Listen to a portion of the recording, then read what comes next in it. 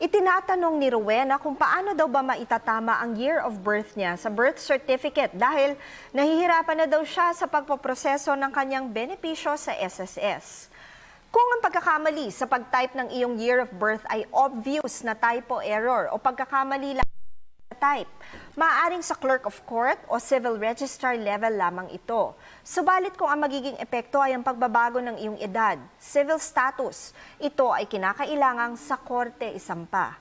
Tandaan na sa Republic Act No. 10172 ng 2013, maaari nang ang concerned city or municipal civil registrar or consul general ang mag-correct ng entry sa birth certificate kung clerical error or typographical errors at pagbabago ng first name o alias o palayaw, araw ng buwan ng kapanganakan o ang kasarian. Kung ang lahat ng ito ay kitang-kita ang pagkakamali sa pagkakatype o pagkakamali sa pagkopya.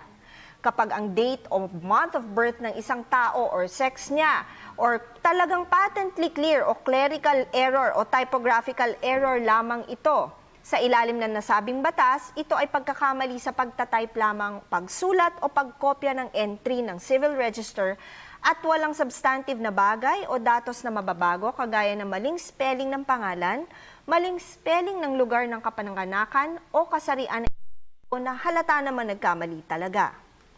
Tandaan na ang aming opinyon ay limitado lamang sa mga impormasyong inyong ibinigay sa amin at maaari itong mag-iba depende pa sa karagdagang detalye. Malaya po kayong makakakonsulta sa inyong napiling abogado.